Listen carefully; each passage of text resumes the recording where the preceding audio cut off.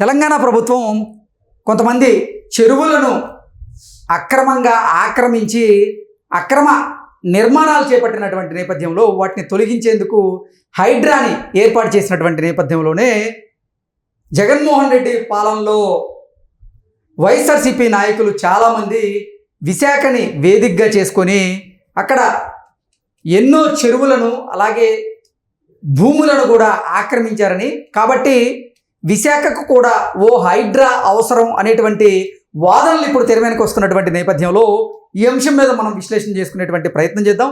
ప్రస్తుతం మనతో పాటు ఉన్నారు ప్రముఖ రాజకీయ విశ్లేషకులు అంకమ్మరావు గారు. సార్తో మాట్లాడదాం. సార్ నమస్తే. సార్ నమస్తే.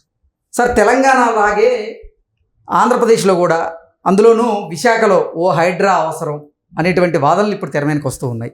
ఏంటి సార్, అసలు అధికారాన్ని అడ్డం పెట్టుకొని వైకాపా నాయకులు ఎంత మేరకు అక్కడ చెరువుల్ని భూముల్ని ఆక్రమించారు? ఇప్పుడు ఆ ఆక్రమణని తొలగించడానికి ఇప్పుడు అక్రమంగా నిర్మించినటువంటి ఆ భవనాలు ఏవైతే ఉన్నాయో వాటిని నేల కూల్చేందుకు హైడ్రా అవసరమా అక్కడ అంటే ఏం చెప్తారు? అక్రమ కట్టడాలని కూల్చాలి, అందులో ఎలాంటి సందేహం కూడా ఏం లేదు. అలాగే అక్రమంగా అన్యాయంగా దౌర్జన్యంగా భయపెట్టి లేదా భౌతికంగా లేకుండా చేసి ఇవేవి కాకపోతే వీళ్ళ చేతిలో ఉన్నటువంటి అధికార గణాన్ని అడ్డం పెట్టుకొని భూముల యొక్క నెంబర్లను మార్చి అంకెలను మార్చి వీళ్ళకి అనుకూలంగా మార్చుకొని కొన్నిటికైతే ఇవి అమ్మటానికి వీల్లేదు కొనడానికి వీల్లేదని చెప్పని దాంట్లో పొందుపరిచి తర్వాత వీళ్ళకి అనుకూలంగా మళ్ళీ మార్చుకొని వీళ్ళ పేరు మీద బదలాయించుకొని చేసినటువంటి కార్యక్రమాలు అన్నీ ఉన్నాయి చూడండి. ఇది అంటే విశాఖపట్నంలో ఎక్కువ జరిగింది. కానీ ఇప్పుడు చూస్తూ ఉంటే ఇంతకు మొన్నటిదాకా విశాఖపట్నం అని చెప్పి మనం భావించాము.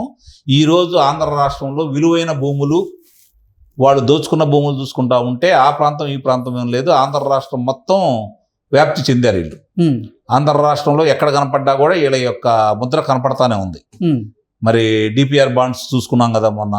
ముఖ్యమైన పట్టణాల్లో ఒక భూమి విలువ గజం విలువ 10,000 రూపాయలు ఉంటే దాన్ని 40,000 రూపాయల దాకా పెంచుకొని వాళ్ళ పేరు మీదే బదలాయించుకొని చేసినవన్నీ కూడా మనం స్పష్టంగా కళ్ళ ముందు కనపడతానే ఉన్నాయి కదా.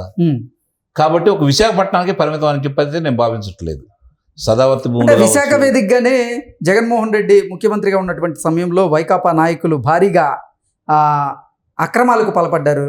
అక్కడ ఉన్నటువంటి కొన్ని భూములను ఆక్రమించుకున్నారు అనేటువంటి వాదనలు తెర మీదకి వస్తున్నటువంటి నేపథ్యంలోనే అంటే మాజీ సీఎస్గా ఉన్నటువంటి జవహర్ రెడ్డి గారే అక్కడ కొన్ని 100 ఎకరాలను ఆయన స్వాధీనం చేసుకున్నాడు అక్రమంగా అని, విజయసాయి రెడ్డి గారి పేరు మీద కొన్ని ఆస్తులు ఉన్నాయని, అలాగే వైవి సుబ్బారెడ్డి గారి పేరు మీద అక్కడ కొన్ని ఆస్తులు ఉన్నాయని, ఇలా రకరకాలుగా వైసీపీ నాయకుల పేర్లే తెర మీదకి వస్తున్నటువంటి నేపథ్యంలోనే అసలు విశాఖ వేదికగానే హైడ్రా అవసరం అనేటువంటి వాదన తెర మీదకి వచ్చింది.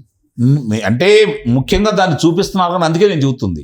ఇప్పుడు నిన్న పెద్దిరెడ్డి రామచంద్రారెడ్డి గారి ఉదంతం బయటకు వచ్చిన తర్వాత ఒక చిత్తూరు జిల్లాలోనే ఎంతమంది బయటకు వచ్చారు.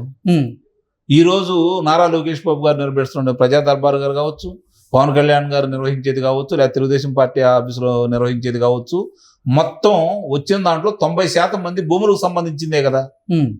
అంటే ఇప్పటి వరకు నాకున్న సమాచారం ప్రకారం 1,75,000 ఎకరాల భూములకి తారుమారు చేశారని చెప్పని, కొన్ని వాళ్ళ పేరు మీద బదలాయించుకున్నారని చెప్పని స్పష్టంగా అర్థమైపోతానే ఉంది కదా.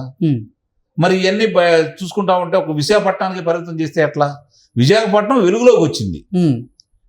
విశాఖపట్నంలో విలువైన భూములు ఉన్నాయి కాబట్టి వాటి గురించి ఎక్కువ చర్చించుకుంటా ఉన్నాం. కానీ అది ఆంధ్ర రాష్ట్ర వ్యాప్తంగా ఉంది. ఇప్పుడు ఆ ప్రాంతం ఈ ప్రాంతం లేదు, అన్ని ప్రాంతాల్లో కూడా అవకాశం ఉన్నంత వరకు వాళ్ళు ఇలానే చేశారు. ముఖ్యంగా రాయలసీమలో చాలా ఎక్కువ జరిగినాయి, పల్నాడు ప్రాంతంలో ఎక్కువ జరిగినాయి, అసలు ప్రకాశం జిల్లా ఎక్కువ జరిగినాయి. వైఎస్ఆర్సీపీ పార్టీ ఆఫీసు నిర్మాణానికే చాలా భూములు అక్రమంగా అదే అందుకే ఈ వరుసనే ఇవన్నీ నేను అందుకే అంటుంది. మరి 26 ప్రాంతాల్లో జరిగినాయి కదా. ఒక ఒంగోలులో తప్ప ఎక్కడా కూడా అనుమతులు అయితే లేవు కదా. మిగిలిన సాటాన్ని అనుమతులు లేకుండానే కట్టడాల నిర్మాణం చేశారు కదా. ఇప్పుడు ఆ కట్టడాల నిర్మాణం కోల్చమని అయితే నేను చెప్పట్లేదు, అంత డబ్బులు ఖర్చు పెట్టారు కాబట్టి దానికి ఒక లెక్క ఉంది. ఆదాయ పన్ను శాఖ వాళ్ళు ఏం చేస్తారంటే, మీ దగ్గర కనుక లెక్కలు చూపించిన ధనం 1 కోటి రూపాయలు ఉందనుకోండి, దానికి 3 ఇంతలు 4 ఇంతలు 5 ఇంతలు కూడా మీ ద్వారా వసూలు చేయొచ్చు. మీరు అక్రమాలకు పాల్పడ్డారని. అట్లా దాని ఎవరి పేరు మీద ఉంది, ఎవరి నిర్వహణలో జరిగింది, దానికి గుత్తేదారు ఎవరు, వాళ్ళని గుర్తించేసి వాళ్ళ దగ్గర ఈ విధంగా వసూలు చేశారనుకోండి, అవి ప్రభుత్వ కార్యాలయాలకు ఉపయోగించుకోవచ్చు. ఆ వసూలు చేసిన ధనం ప్రజలకు ఉపయోగపడే విధంగా రహదారులకు కావచ్చు, లేదా ఇంకో దానికి కావచ్చు, సంక్షేమ పథకాలకు ఉపయోగించుకోవచ్చు కదా. కళ్ళ ముందు అయితే కనపడతా ఉన్నాయి కదా. విశాఖపట్నంలో ఒకళ్ళేందండి, అన్ని రకాల అందరి ఇప్పుడుకో 100 సంవత్సరాల నుంచి కార్యక్రమాలు నిర్వహిస్తున్నటువంటి ట్రస్టీ భూములు కూడా వాళ్ళు దోచుకున్నారు కదా, బెదిరించారు కదా, భయపెట్టారు కదా. అక్కడ ఉన్నటువంటి సంస్థలకు సంబంధించిన అన్నిటి కూడా వీళ్ళు పేర్లు మార్చుకొని వీళ్ళు దాంట్లో ప్రవేశించేసి వాళ్ళ భాగస్వాములుగా ఉండి వాళ్ళని బయటికి తరిమేసి ఆ ఆస్తులను స్వాధీనం చేసుకుని అన్నీ కూడా ఒక్కోటి ఉదంతాలన్నీ బయటకు వస్తానే ఉన్నాయి కదా. ఇంకా వాళ్ళు దోచుకుంది ఎక్కడ చెప్పండి. ప్రభుత్వం భూములు సేకరించేసి పరిశ్రమల కోసం భూములు సేకరిస్తే వాటి మధ్య కొంతమంది వ్యక్తుల పేరు మీద ఎలా ఉంటాయి చెప్పండి. అవి కూడా బయటకు వస్తున్నాయి కదా. దానికి మంత్రి గారి భార్య పేరు మీద కూడా ఉన్నటువంటి తిరుపతిలో మనం కనపడింది కదా మనకళ్ళకి. ఇన్ని ఉదంతాలు కనపడిన తర్వాత ఇంకా వాళ్ళు ఏదో ఒకటి ఆ విశాఖపట్నం అని చెప్పి మనం ఎలా భావించాలి? ఓకే, విశాఖపట్నమే కదా, ఆంధ్ర రాష్ట్రం మొత్తం దీనికి సంబంధించినటువంటి అన్ని బయటికి తీసుకురావాలి. ఒక రోజు 2 రోజులు జరిగింది కాదు కదా ఇది.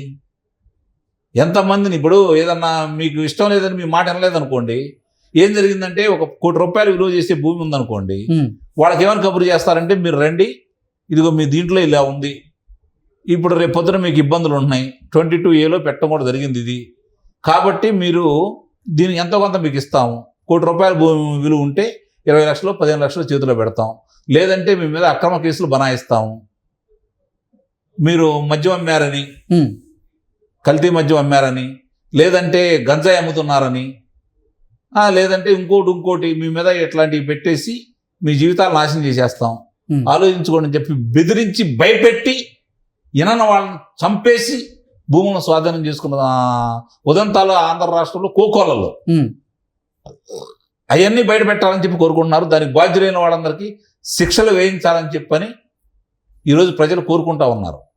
కాబట్టి అది విశాఖపట్నానికే పరిమితం చేయకుండా, అంటే విశాఖపట్నం వేదికగానే కొన్ని కోట్ల రూపాయల విలువ చేసేటువంటి భూముల్ని ఆక్రమించుకున్నటువంటి నేపథ్యంలో ఇక రాష్ట్ర వ్యాప్తంగా అసలు ఎన్ని లక్షల కోట్లకు సంబంధించిన సంపదని ఈ వైసీపీ నాయకులు కొల్లగొట్టారంటే ఏం చెప్తారు? ప్రభుత్వ పరంగా ప్రభుత్వం అప్పులు చేసి తీసుకున్న దాంట్లోనే 3-4 లక్షల కోట్ల రూపాయల వ్యత్యాసం కనపడుతుంది.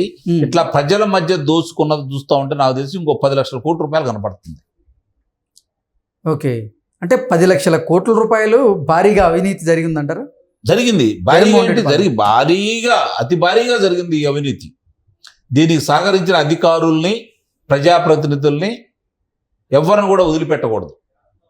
రెవెన్యూ రికవరీ యాక్ట్ కింద ఎవరైతే అన్యాక్రాంతమైన భూము అంటే సొంతదారులు ఉంటారో వాళ్ళకి ఇప్పించేసి, మామూలు వాళ్ళ రైతులకు కావచ్చు, లేకపోతే చిన్న చిన్న చిరు వ్యాపారాలకు సంబంధించి, పరిశ్రమలకు సంబంధించి వాళ్ళకి ఇప్పించేసేసి ప్రభుత్వ భూముల్ని వాళ్ళు ఏ విధంగా అయితే దోచుకున్నారో వాటన్నిటికీ తిరిగి ప్రభుత్వం స్వాధీనం చేసుకొని దానికి సంబంధించినటువంటి వాళ్ళకు మూల్యం చెల్లించుకునే విధంగా అపరాధ రుసుము వాళ్ళ దగ్గర వసూలు చేయాలి.